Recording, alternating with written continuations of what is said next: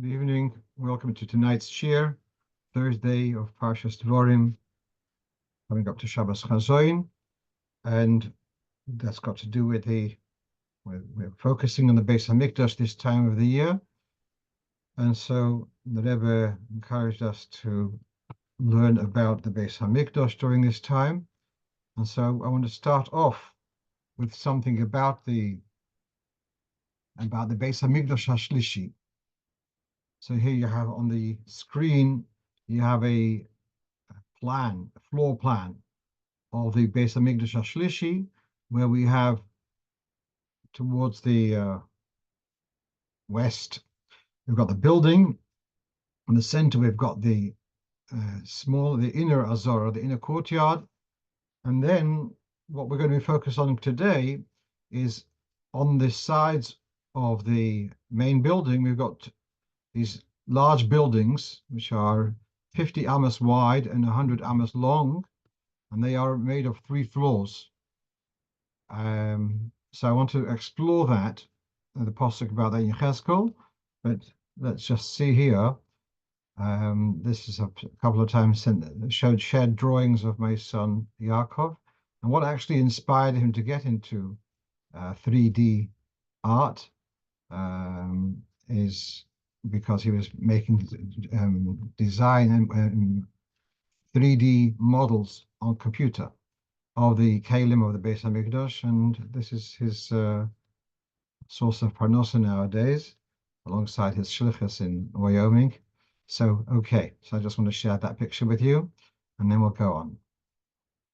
Right, so we've got the pasuk in Yechezkel. This is in Yechezkel chapter Mem Beis, chapter 42, and it talks about this structure, which I said is like on the side of the main building. It's as I said, 50 by 100, and he mentions about the Atik el Pnei Atik, which is understood as being columns Bashlishim.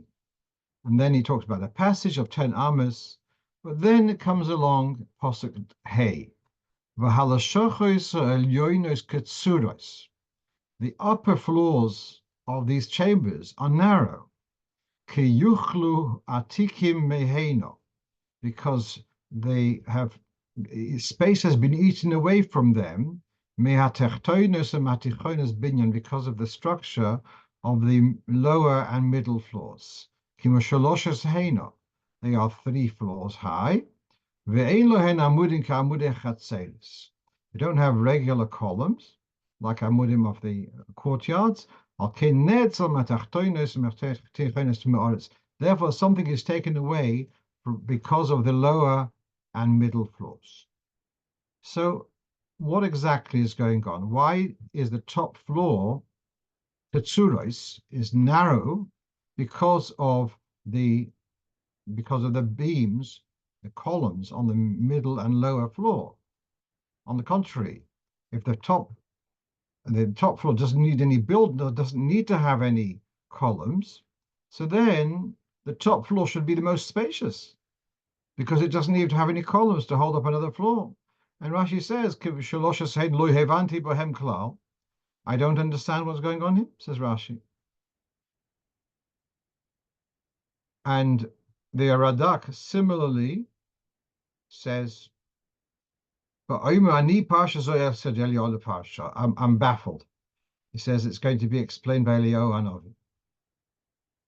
So I'm going to try to, since we're looking for Eliyahu Hanavi and waiting for him to tell us the Geula, I'm just trying to guess ahead, to suggest what these columns are and why the top floor is narrower. That the columns, instead of being as columns of chatzeres, which were typically vertical, here these columns, possibly made of wood, would be at an angle leaning towards the middle. And that's actually, I believe, a very strong way of, very sturdy kind of structure, because a straight wall may be somehow fall over, but when the weight of the wall comes towards the middle, when the weight of the columns is towards the middle, it's not going to fall over to the outside, and so long as the beams in the middle remain firm, it's going to actually, the weight will keep it in place.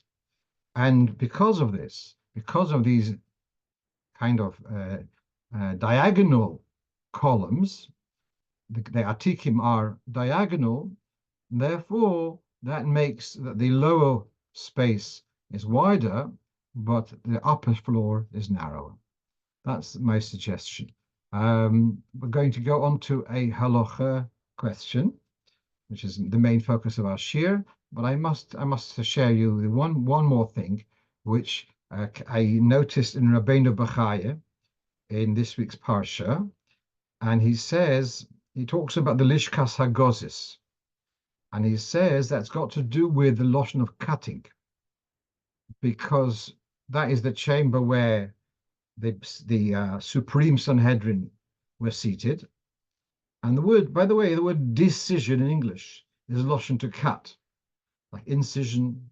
And the loshon in Hebrew of psak means to kind of divide it. That's exactly where it goes. You cut it over here, lahafsik. So that's why it's called lishkas hagozis, the loshon of cutting, because it was a place where decisions were made. Okay, let's go on. So we have here a fine mother, Jewish mother, asked me. She's sitting in her living room, and there are sforim on the shelves. New baby. She's sitting there, and sometimes the baby doesn't cooperate with being covered. And so she's asking, is she allowed to be partially exposed in the front of in the presence of the Sforim? So I looked around a bit, and what you have on the screen is from the Sforim of the late Rav Falk of Gateshead. So he's got a sefer in English called Oz V'Hoda Levusha, and then he's got in Hebrew, that has also been translated from the English into Hebrew, apparently. He's also got a more Lomdish kind of work called Levusha Shel Torah in 2 volumes, and he explains this. There is the term erva, and we have to be careful not to expose erva in the presence of something sacred. So the erva would be basically the lower part of the body. That's the erva. Any other parts of the body are not strictly erva, but they are normally covered. So it's not sneas to be exposed, but it's not erva per se. And so he's differentiating here that in the presence of a man, even if it were her husband, so this is how do you say, seeing areas which are normally covered, seeing them exposed would be stimulating a certain taiva, etc., and therefore it's not appropriate. But for the woman herself, that's not a problem. That's not an exposure which is a problem for herself. So she is allowed to even say, there's a famous Mishnah in Chalo, Koitza Isha es Chaloso, Arumo, Mipnei Poneha Tuches Bekarka. Her erva is covered, she's sitting, she's allowed to say a brocha, etc. So that's for in the presence of a man wouldn't be able to say a brocha in the presence of her being exposed, but that's because of his machshavas of being stimulated in an inappropriate way. But the Sforim is not a problem. So she's allowed to be in the presence of Sforim, and it's only Ervo Mamish, which would be an issue. And I think we've discussed it in the past. The Alter Rebbe in the Siddur does talk about being careful not to change a nappy for a child right in the presence of Sforim. So if you do have to do that in the room where the Sforim are, to do it in a way that you'd kind of be in the way to intervene, that the erva of the child should not be exposed to the spot. Okay, let's move on to the next question. So now, whilst I was researching this about in the presence of Sforim, so I came across something which we discussed not long ago, and I'd said differently, and that was whether you're allowed to put on tefillin with a man who's not wearing anything above the waist. And I'd said that the Alter Rebbe doesn't seem to have an issue with it. It's only for Shmoyne Esrei, where you're Oimid Lifnei HaMelech. It certainly did emphasize it's it's not menschlach, it's not respectful, but strictly speaking, it would be allowed. And I did mention the time that the people go on Mitzrayim and places where they'll meet people who are bare-chested. They sometimes will take with them a shirt of some sort to offer for their candidates for putting on tefillin. Okay, having said that, so I was a bit surprised to see that there are sources to say clearly that it's not okay. And so this is the Mogen Avraham in Siman Lamed Ches. He writes here, Misha Yilib, one whose chest is bare, should not wear tefillin. He quotes Knesset Hagdolah and K'nim Sefer Hasidim. Then he refers us to Siman Tzadik Aleph and end of Ayin Daled, where I think there it says it's not such a problem. Let's look at the Sefer Chassidim. So the Sefer Chassidim is written by Rabbi Yehuda Chassid, living in the time of the Tosfos, so that's about 700 years ago. So he writes the following. That's entry 774. So he says the following: a person has tefillin on his arm, he shouldn't carry anything. If he has something to carry, he shouldn't carry it under his arm, because that would be dividing between the tefillin and his heart. You say he's wearing clothes. That's not a problem. That's not a divide, because that's normal. But to carry, let's say, if you're carrying tefillin to hold a large board under your arm, that would be inappropriate, under your left arm. That's the first thing. Second thing he says, don't cover your arm with your sleeve and put the tefillin on the sleeve, because that's the sleeve would be a chatzitza. Okay. Third thing, which is relevant to our discussion, is that if a person is wearing michnasayim, is wearing briefs, but he is undressed from the michnasayim, from his waist upwards, so he should not wear tefillin, because liboy orim, because his chest is bare, and that's not appropriate. Okay, so we have here Sefer Chassidim, who says it's inappropriate to put on tefillin bare-chested. Well, all right, it's the obvious, but it's stated that it's got a source there. Very good. Let's move on. As I said, the Alter Rebbe does not bring it, so strictly speaking, if push comes to shove, the answer would be it's okay, but it certainly is not a recommended practice. Very good. Okay, I'm now about this. I know we've discussed this about about standing or sitting by Kriyas HaTorah. There's someone who's been corresponding with me about this, and that's why I've revisited it. And the background is that in the first volume of Nesivim B'Stei HaShlichus, I had written about this, and I had part of the analysis had come across that it's okay to sit, and he's got an issue with that. Okay, so first of all, we have the Shulchan Aruch and Siman Kuf Ben Vov. Rabbi Yosef Karo writes, "Ein sorach lamed mu'um b'shekay b'Torah." Not an obligation to stand when there's a reading of the Torah. Then we have the Ramah, who says, "V'yesh machmir v'yoinba." Those who are particular do stand. V'chein osem maharam. Rav Meir of Rothenburg was particular. Okay, so he's recommending. Now, before going further, in our conversation, myself and this correspondent of mine, so he refers me to a letter of the Rebbe, which I was not aware of, a letter printed in Chelik Chof Daled, to a Rabbi Shitrit, who lived in Yerushalayim at the time, and he'd asked the Rebbe several questions, and the Rebbe writes the following: "V'negeya la'amido be'ez kriyas haTorah," in reference to whether to stand at Kriyas HaTorah, Ayin Hagoas Kvetushus Admur Nishmos Eden, the Rebbe Rashab Nishmos Eden, B'Siddur Tils Hashem. Look up the notes of the Rebbe Rashab, which are printed in the Siddur Tils Hashem, which the note of the publisher says it's not referred to Tils Hashem, which actually refers to the Siddur Torah Oir. Fine. So here we have this letter of the Rebbe. You want to know about standing for Kriyas HaTorah? Look up the Haggadah of the Rebbe Rashab, which I'm going to look at with you. And he took the message, he says that you should stand. And I'm going to discuss this with you, and let's see whether that is actually what the Rebbe Rashab says. It's it's a long paragraph. We'll go through it patiently. Um, right. So there we go. Ayin b'derech hachaim, top of the page. Ayin b'derech hachaim, siman ayin vov, seif aleph. Im tzrichim la'amoid b'sh'as kriyas haTorah.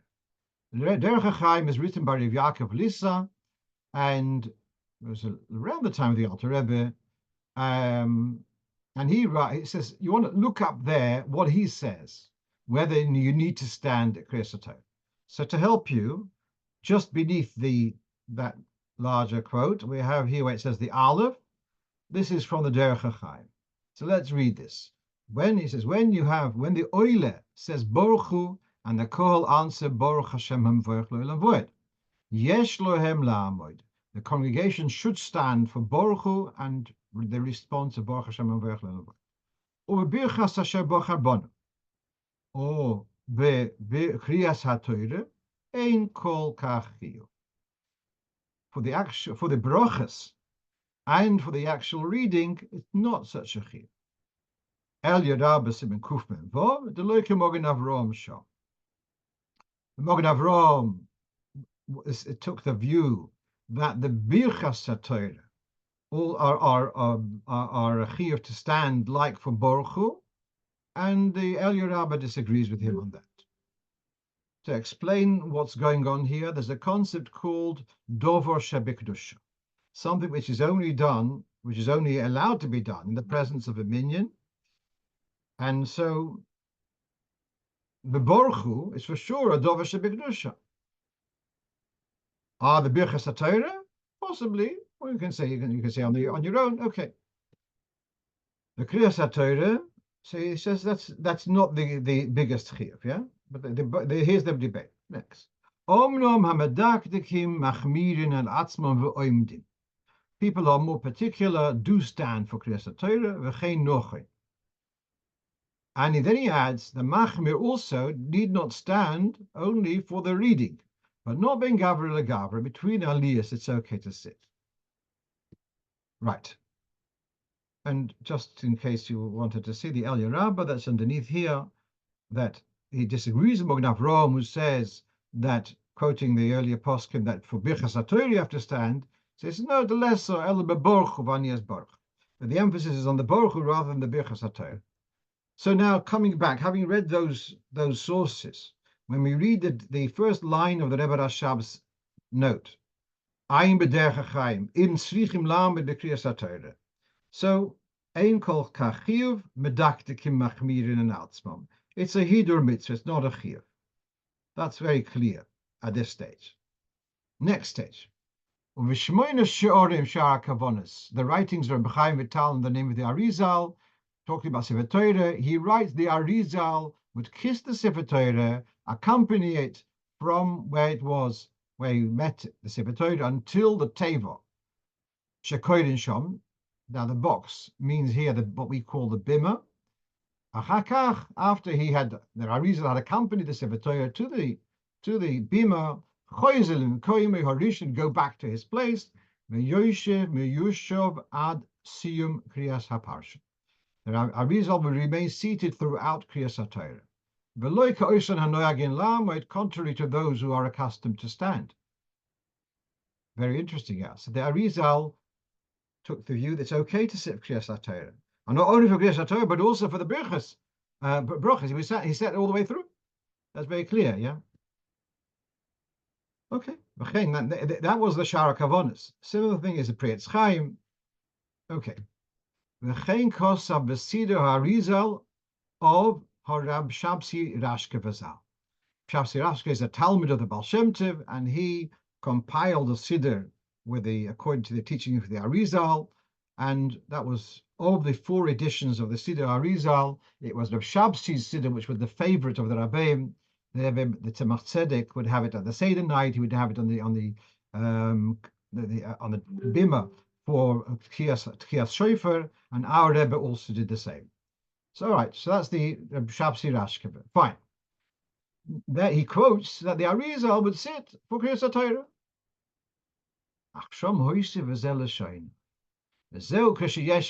That's only if there is a bima. So that's a separate bebes hakneses. So therefore, the havishus b'fnei then the Sefer Torah and the whole whatever is going on there is in a separate premises. But says Reb Shabsi Rashkeve that if there's no raised platform, walls around it, then you should be standing. And only by Gaber can you sit. This is, I know we discussed it last time, that what bothered me was if it's out of the respect for the Sefer Torah, so why can you sit ben Gavra legavra? So the answer, which I understood, was that you stand because there's someone who's having his aliyah, not because of the Sefer Torah, but because of the oil Torah. And so therefore you are in the same reshus as the man who has the aliyah. Now, then this becomes interesting. The Rebbe then, the Rebbe Rashab, refers to the Eshel Avraham. That which the Eshel Avraham writes in Simon Kof Mem Tes. That's referring to not B'shas Kriya.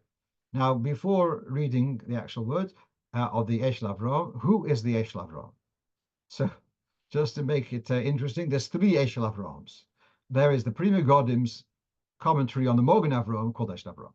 Then there's the Bechacherov, Rabbi Avram David Varman, who was a young man in the time of the Alter Rebbe. It's printed at the back of the Shulchan Aruch, also called Eshel Avraham. And then there are sporadic comments in the Shulchan Aruch from, I've forgotten who it is, called Eshel Avraham. So who is the Eshel Avraham who the Rebbe Rashab is referring to? It's not the Prima God because it's irrelevant. What he writes there is irrelevant. So what you have on the text here, I copied out from, there's a volume called Shalos Teshuvah Toras Sholem. So about 10 years ago, 11 years ago, Rabbi Ber Levin, or sein gesund, put together all the halacha writings of the Rebbe Rashab into a volume, and he called it Toras Sholem. So he edited and he put notes there. And so in reference to this Eshel Avraham, he quotes from the Bechacher Rob's comment. And the Bechacher there is dealing with whether to take the Sefer Torah in before Asher Tzion or after Asher Tzion. And he writes, for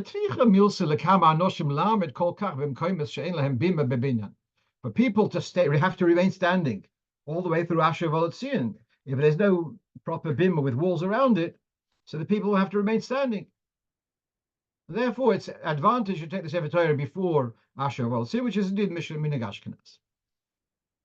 I beg to differ with Rav Levin, and I wrote him an email also, because he says nearly the Rebbe Rashab says nearly Shloi B'Shas HaKriya, but not nearly. It's clear that he's talking about Shloi B'Shas HaKriya, and what you're seeing from him is that he seems to take the view that even Shloi B'Shas HaKriya, if there's no bima, you have to stand.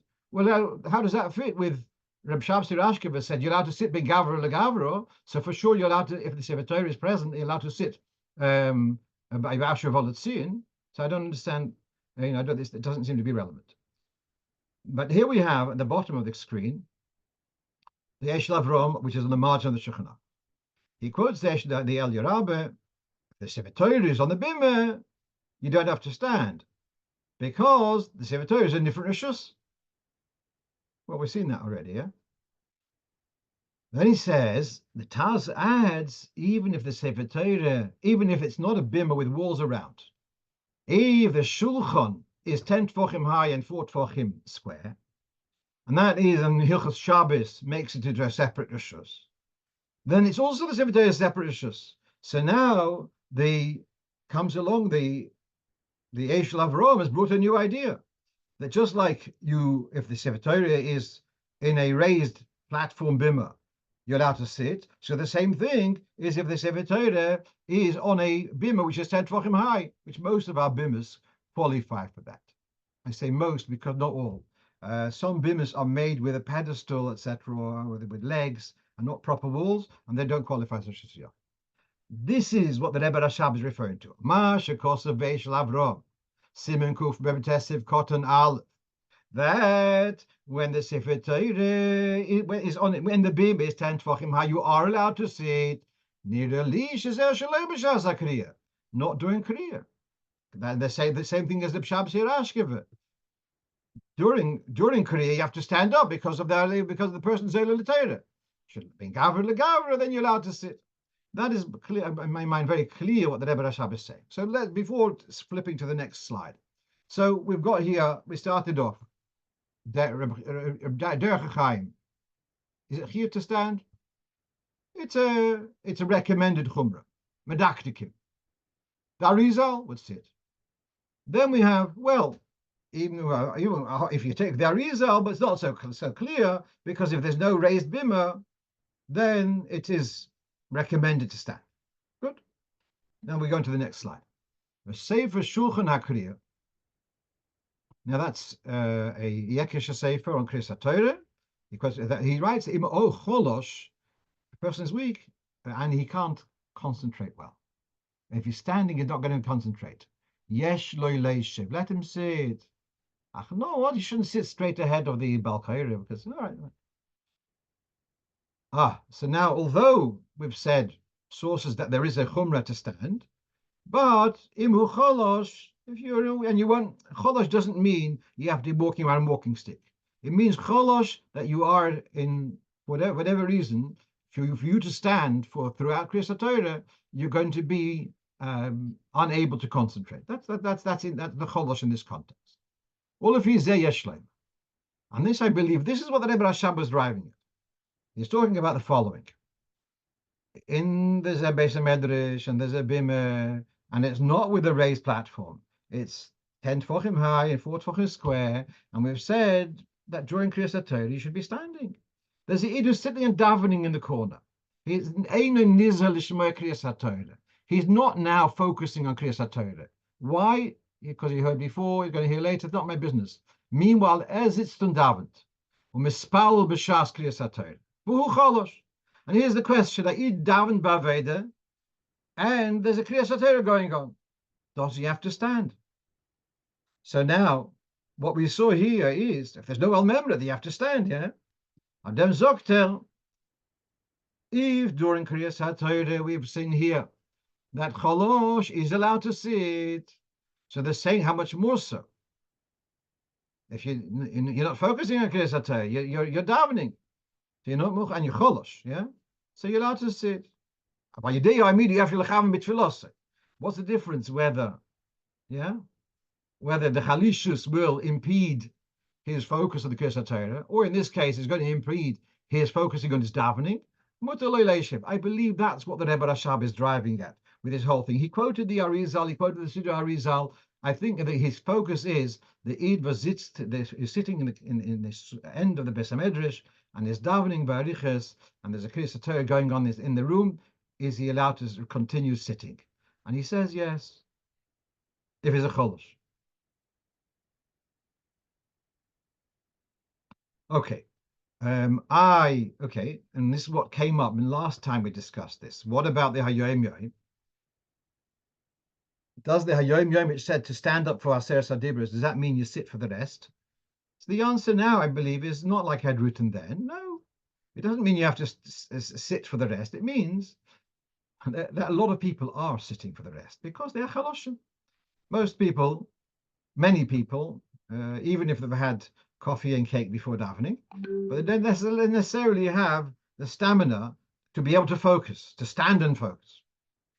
It's all very well. Some people have got stenders, so they can lean on their stenders. It's more comfortable to remain standing.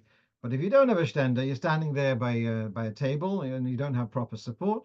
So yeah, so it can be draining a bit. So the Hayom Yom says people who are sitting for, let's say, because they are chaloshim, but at least for Aseret Hadibros and for Shiro, as for Chazak, stand up for that. So these are mashmos for the Hayom Yom. I retract from that. No proof from there that that's a minhag to sit, but it's a common occurrence, a common phenomenon. That's it's okay. All right. I hope that's a bit clearer. Let's move on. So I know this has also been going on for a couple of weeks about someone who said a bracha achroina, and he had forgotten that he'd eaten something earlier. And so I brought from the Ben Ish Chai in Rav Pe'olim that it brings here from a Sefer Shar Osher, the person had fruit and a drink of water, and he made a bracha achroina on the water, and he's not yotze for the fruit which he had forgotten about. And he bases himself on the Rashba. On the Rashba, who says if you made a bracha, now he's talking the Rashba got bracha rishoina. Keshe beirech lagerua eine poites achoshuv der greire elo der kavan. If you made a bracha on the less important, then it won't automatically cover a more important food, unless you had so kavana directly, specifically. And he says that Rashba is muskim lekuli alma. And the Shar Osher, quoted by Ben Ish Chai and Rav Pe'olim, is saying, just like by Brocha Rishoina, if you didn't have in mind, you're not mitzi that which you didn't have in mind. Same thing with Brocha Achroina, you're not mitzi that which you didn't have in mind. So someone asked me a practical thing. I've been sitting by Fabrengen for 2 hours, and there were pickles, and there was tuna, and there was bamba, whatever, and now at the end of the Fabrengen, I say, "Bro, do I have to now play back in my mind? Oh, what did I have? Which thing did I have to think because all the different foods which I had? I make a bracha. I have to remember all the nash which I had in the last hour and a half. Got up grace chiddush, yeah. But that's what that was the apparent conclusion, and I'm going to show you that's not really the case, yeah. And so again, the Ben Ish Chai is basing upon the Rashba, who says a bracha on the less important doesn't cover the more important. He says Dover hu muskim lekolayam. Okay, so now here you have on the screen, you have from the Shulchan Aruch, whether I think the Siman Reish Yud Aleph. You have two foods, Siman Reish Vav, I'm not sure now. He says, you had two foods, you made a bracha on one, is it to the other? Only if you had it in mind. And he quotes the B'Shem HaRashba. Okay, so now let's go to the, and when I read this last week, it bothered me because Epis in my head was that it's not unanimous, although he says it's Muskim Kol Yom. So let's read in the Alter Rebbe Seder B'Chsanenin in Perik Tes, talking about brachas on various foods. Bracha Rishoina, yeah? He says if the two foods are equal chashivas, then you made a bracha on one, it covers for the other. The bracha at the table, food on the table. But if one of them had priority over the other, and both of them are in front of you, the one which is less important, you had two foods on the table. One is more choshev, one's less choshev. And you should have made the bracha on the more choshev, and you made the bracha on the less choshev. So it doesn't cover one for the other, unless you had specifically in mind. So let's give you an example. If you have kiwi and grapes are shivas aminim, more choshev. Kiwi, less choshev. But you decided, because I say, that you want to have piece of kiwi now. So you made a bracha on the kiwi. Are the grapes covered? And you didn't do it. So he says that the bracha on the less important doesn't cover the more important, unless you had specifically in mind. Okay. Now those who disagree with this whole approach, and they say there's no difference, more important, less important, it's the same bracha. You should have had the dikdima, you should have made the bracha on the grapes before the kiwi. That's true. Nevertheless, the more important is going to be covered with the bracha of the less important, even though you didn't have them specifically in mind. So I have this from time to time. I have some pasta, and then I want to have a biscuit. I think I've discussed this a few times. I made a bracha on the pasta. But now the pasta is less choshev because it's not shaychus to become lechem. The biscuit is shaychus to become a moitzi. So if I made a bracha on the pasta, can I have the biscuit? So here we have a machlokas. The first opinion says I have to make a new broch on the pasta on the biscuit. Second opinion says no, you're yoitza. And he says lots of suffering brachas. You should avoid the situation. What I'm seeing here though is that this rule that less choshev does not moitzi the more choshev is garnished as a muskum lokule alma. There's a second opinion which says that there is moitzi the less choshev. The less choshev is moitzi the more choshev.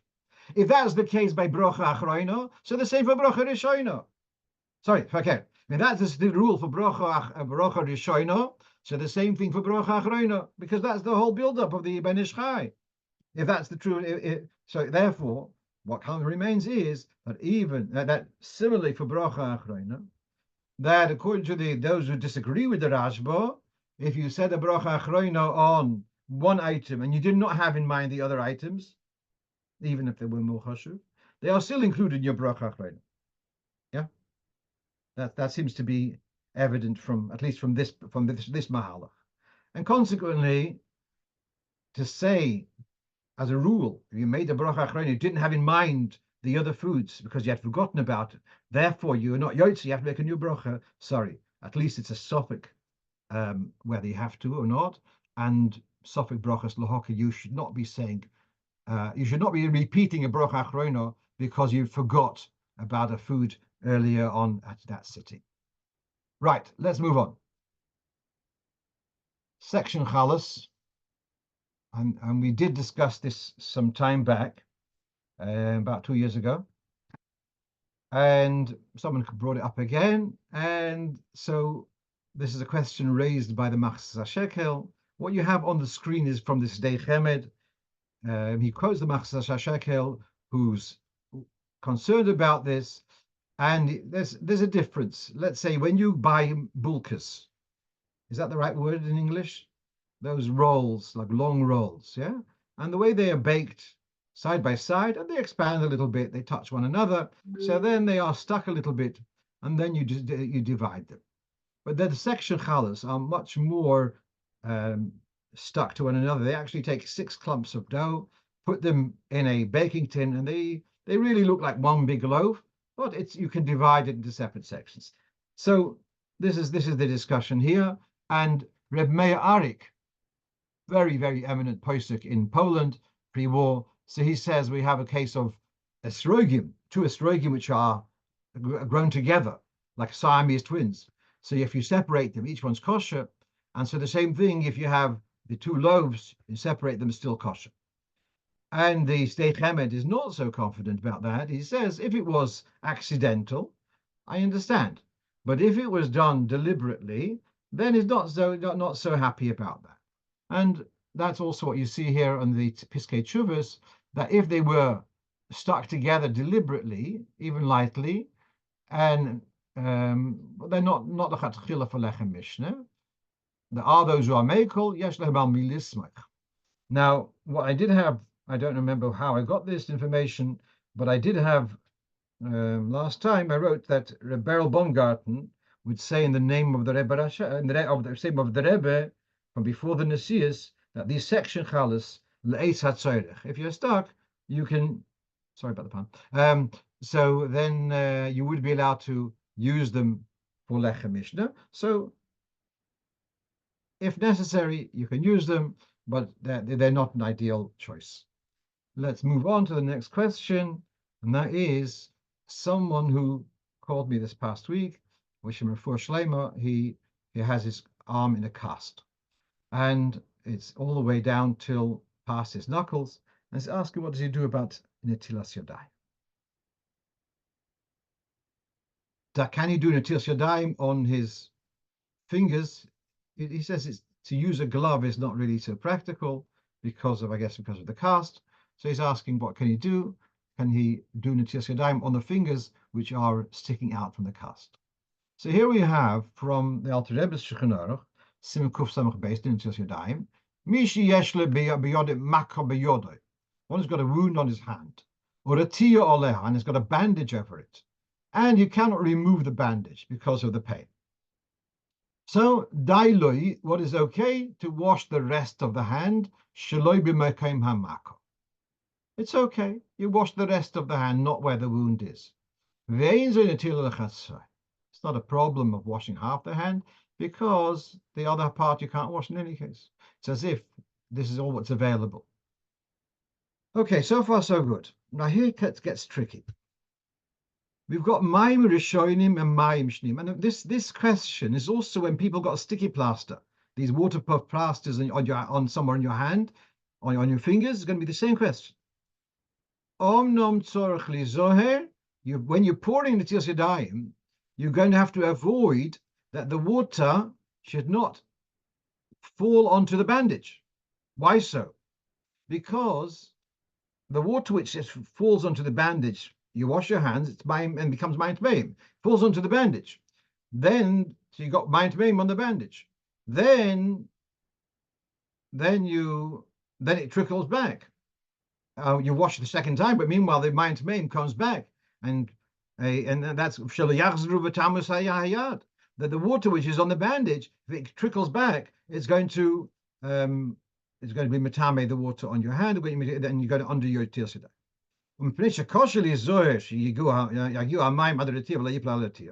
It's difficult to be so precise to wash the hands and it avoids the bandage.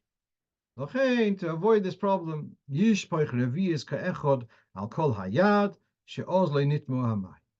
so this whole need for Maim Rishonim and Maim Shneim is only if you didn't use the revius. But if you use the revius, then the revius is immune to tumah. It's as if it's like a mini mikveh, and therefore it's okay.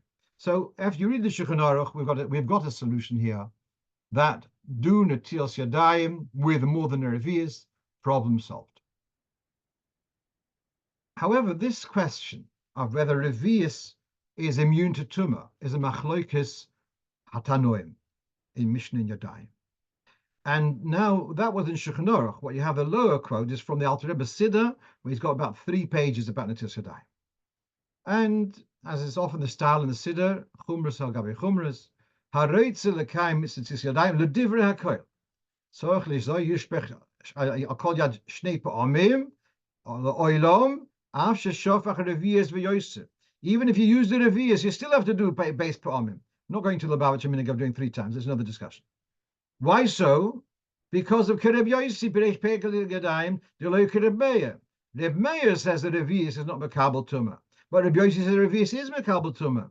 So therefore, even if you're using more than a revius, there's still you still have a situation of Maim Rishonim and Maim Shneim. And therefore, the solution which was said here, the fellow has got a bandage, he should wash with more than a revius, and therefore, even if it trickles back, doesn't matter because it's a revius, it's not so straightforward. So what should I tell the fellow? So what should I say? I said he should wash. I don't have another eitzah. He can't put on the glove, and all right, according to the Shulchan Aruch, pouring with a generous amount of revius solves the problem. According to the Siddur, if a little bit comes back, it's not going to solve the problem. But I don't have a better eitzah. So I can't be. So here it says l'divrei hakoil. All right, it's not going to be l'divrei hakoil, but that's the best we can do in the circumstances. So what happens when the person's got a sticky plaster? It can they avoid? Is it practical to avoid the plaster? It's very difficult. Yeah. It might be more straightforward just to wear a glove. Which that's also not so posh, because at the end of Netilas Yadayim he says wearing a glove isn't a solution. I don't have a simple solution, sorry. Okay, let's move on, and that is, I had a very interesting Hashgacha Pratis. This past Sunday, I gave a shiur to a group of training Rabbonim about Yichud. The week before, someone had asked me, which I'd shared with you last week, a woman who had hired a taxi driver, and the taxi driver came an hour and a half late, and by then it was nighttime, and she refused. She sent the taxi away. She doesn't want to travel with him at night. Because of Yichud, is there a problem of Yichud in a car? Says the male driver, a woman passenger. Could be the other way around. Is there a problem of Yichud in a car? So now I'd said it's not a problem. And this you have on the bottom of the screen You have here from Nite Gavriel on his volume about Yichud, and he says that a man and woman may travel during the day in a car which has windows where there are passers-by, and even if there are no pedestrians, but there are cars passing by. And that's the concept of Pesach Pasuach L'Shus Harabim, when you have an opening to the street. And it's not Pesach Pasuach in the sense that someone can barge in, but it is Pesach Pasuach that you are visible to the street. I mentioned that, and I mentioned, I think, that one solution for Yichud, which well, people are stuck in a situation, if you're on the ground floor, you sit in your front room, and your windows are open to the street, as in someone that can see what's going on from the street. That's another alternative of Pesach Pasuach and Shusarab. So meanwhile, I've been saying to people, I said at the Shir, that there's no problem of Yichud in a car because it's Pesach Pasuach and Shusarabim. So one of the listeners to the Shir on Sunday, he sent me various sources to the contrary. And now, so I sent him, so let's take a look. This is also the Nite Gavriel, yeah? He talks about a bocher meeting a prospective kala, be careful to avoid yichud, and okay. Then he says, although they're allowed to meet, of course, but to be in a state of yichud in a car, especially by night, v'chadoime. And I'm very, very surprised. Bochrim loim de teire, the mezalzelim be'istim min ha-teire, and they're causing hirurim and giri hayetzer. So dova poshut. But Mikol became it's a mitzvah the Rosh Hashivas to make to publicize Chomer Isur, and it's also Isur for the girl, and the teachers should teach them that's not okay. Very, very interesting. See, the whole idea of a bocher taking a car and taking a girl out for a shidduch, he's saying that that's not okay. Now here he's in chapter Mem Gimel. He said there's no problem in yichud in a car. Now you might say, okay, you mentioned by night. Okay, so first of all, make a difference by night. Where? Is it a secluded place? Is it a place where there's passing by? Is not, if this passes by, it's still, even by night, people can see what's going on. It's still Pesach Pasuach. But he makes an issue about that. So then there may be issue of Liboy Gospel. Some poskim say that if there is a close relationship, then the fact that there's exposure to the street is not a deterrent. Okay. Now, I'm just sharing with you my dilemma. Now, on the left of the screen, you've got from Sefer HaSichos Tov Shin Nun Aleph. Forgotten which parsha it was, but it was around Cheshvan time. Very, very unusual. Tov Shin Nun Aleph. Bichlal, it's not the kind of thing that Rebbe would speak about. And here the Rebbe says as a passing comment in the Farbrengen to be cautious about women and girls taking a taxi or a car where the driver is a male. There might be a concern of yichud, and it's discussed in Sfar. And consult with the Rav to have guidance on that. In the Shulei Hagilion, so the first asterisk, the Rebbe says, especially that nowadays, especially in a big city like New York, you can find a woman, you can order, a woman can find a female driver and problem solved. So the Rebbe seems to be actually concerned about Yichud here. Yeah? I'm going into even the details.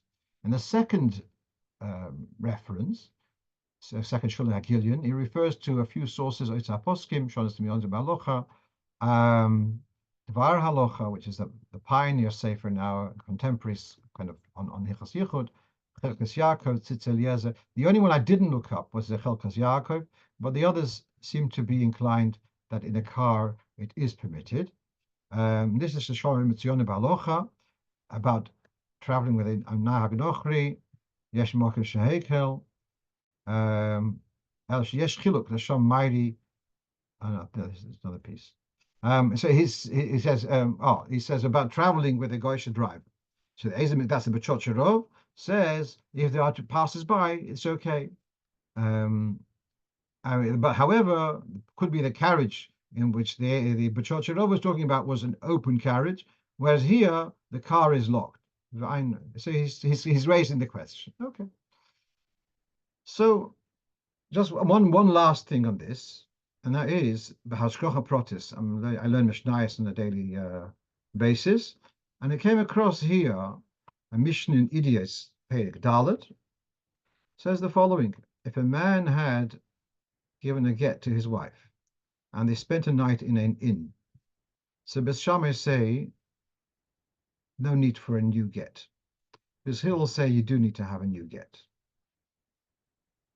When is that said? In other words, the assumption is that they had relations, and therefore there's a need to write a new get. Says the Mishnah further, when do we assume that because they were secluded, that they had relations only if they had been married before? But if they had only been betrothed before, then there's no need for a get, second get. Now, so when we use this term libe gaspo, this Mishnah gives us a certain parameter. What do you mean by libe gaspo? They were already betrothed, and they're traveling together, and it's still ein libe gaspo. So I would be careful to just varfensach. Oh, it's libe gaspo. Libe gaspo, yes, but nevertheless, it's not a concern in relation to the concerns which Yichud are concerned about. So yes, mokim lahokil. But on the other hand, you see the Rebbe was ma'ir this, and what I've said in the past is that possibly the Rebbe is, especially if there is going to be, let's say, a route where she uses this driver again and again, that certainly wouldn't be appropriate. Let's come back to the Nitya Gavriel, who says if there is a case that a woman needs to take a male driver, then she should sit in the back, not next to the driver, and she should make a point of not talking with the driver during the journey. And that's something which is doable nowadays. People have earbuds, listen to your own music, something that you shouldn't have to have a conversation. Sitting quietly in a car is an uncomfortable situation. So okay, there's an eitzah. One last thing, I know I'm running a bit late. I wanted to get in time for Ma'ariv at 9:30. I won't make it. But okay, so here we have, someone came to me this morning and asked me, why is it that we touch the tefillin by Yotzer Or?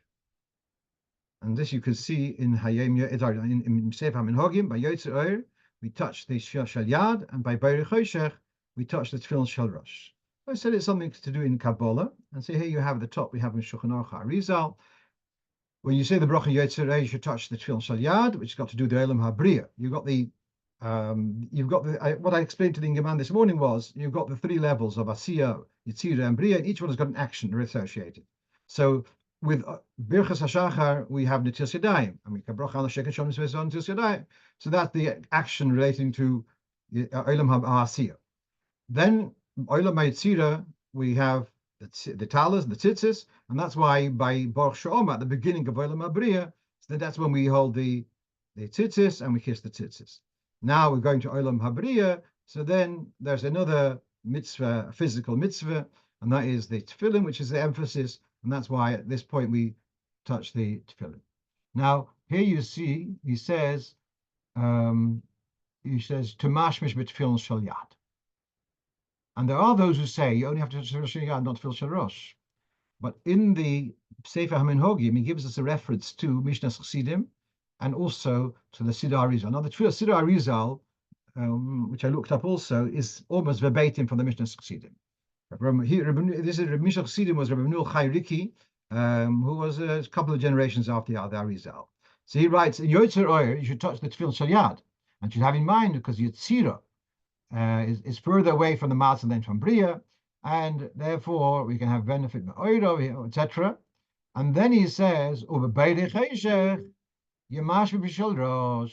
here we have a difference. In some Kabbalah sources, it's only to touch the Shel Yad, and in some Kabbalah sources also to touch the Shel Rosh. He asked me, what Beirei Choshech seems to be a low madregas. On the contrary, actually, you have a level of Yoshev Choshech Sisrei that actually Choshech can mean an even more exalted madrega, like Keser, and that's why you touch it in the Shel Rosh.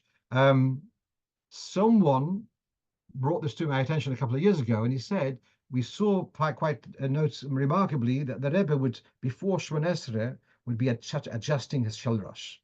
So he wanted to suggest, and that is according to the Kabbalim, that by Yotzerei, which is Elam HaBriya, is the emphasis Shel Yad. By Shemon Esrei, it's already by Elam HaTzilas, there the emphasis on the Shalosh. That's a cute idea.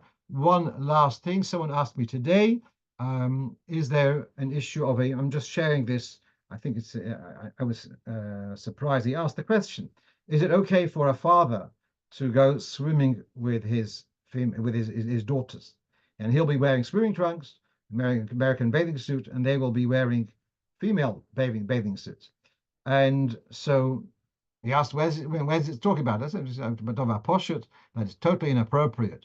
But here is from Rav Falk's Sefer Ois V'Hoda Levusha, talks about taking a girl who's less than 3 years old. Okay, but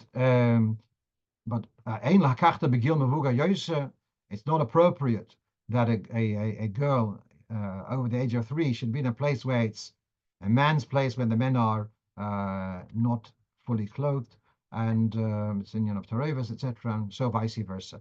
So it's Dova Haposhut, but it's been recorded already. So yeah, with that, I'm finished off tonight's shir. Wish you all a good Shabbos, and Beshuv Hashem is Shiva Sion, we should wake up from this dream of Golus and see the Geula Amitis Vashlemo with Mashiach Tzidkenu Miyad Mamish. Amen. Yasher koyach.